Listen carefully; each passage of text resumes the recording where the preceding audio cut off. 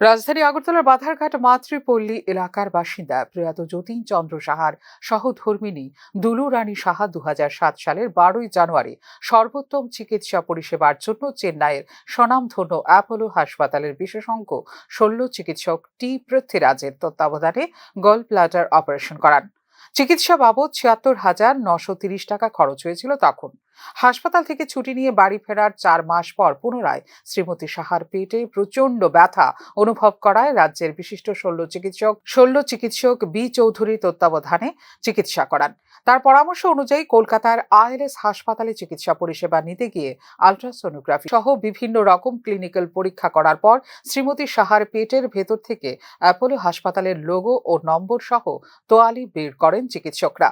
Apollo হাসপাতালে পরিষেবায় গাফিলতিতে শ্রীমতী সাহা দীর্ঘ 1 বছর যাবৎ শারীরিক মানসিক ভোগান্তির জন্য এই মর্মে উপযুক্ত ক্ষতিপূরণ দাবি করে অ্যাপোলো হাসপাতাল কর্তৃপক্ষকে উকিল নোটিশ পাঠালে কোনো সদুত্তর না পেয়ে 2009 সালে আগরতলার ভোক্তা সুরক্ষা আদালতে অ্যাপোলো হাসপাতাল কর্তৃপক্ষের বিরুদ্ধে 7,62,240 টাকা ক্ষতিপূরণ চেয়ে মামলা দায়ের করেন।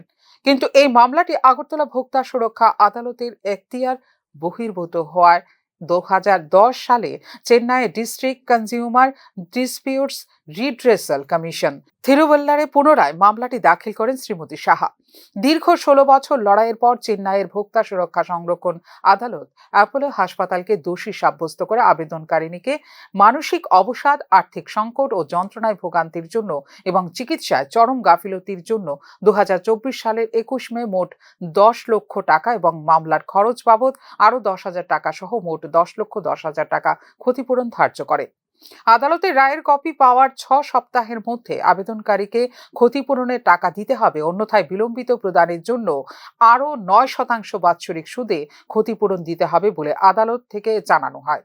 ভোক্তা সুরক্ষা সংরক্ষণ আদালতে মামলাটি পরিচালনা করেন অ্যাডভোকেট প্রশান্ত কুমার পাল, শ্রীমতী কে এলাস জি, চেন্নাইয়ের চামকি রাজ, মেহর কান্তি রায় এবং সুবীর বৈদ্য। এই মামলাটির ব্যাপারে বিস্তারিত জানিয়েছেন মামলায় নিযুক্ত অ্যাডভোকেটগণ। অপারেশন শ্রীমতী সাহার পেটের ভেতর থেকে অ্যাপোলো হাসপাতালে লোগো এবং নম্বর সহ একটি তোয়ালি বের করা হয়, বেশ বড় আকারের তোয়ালি।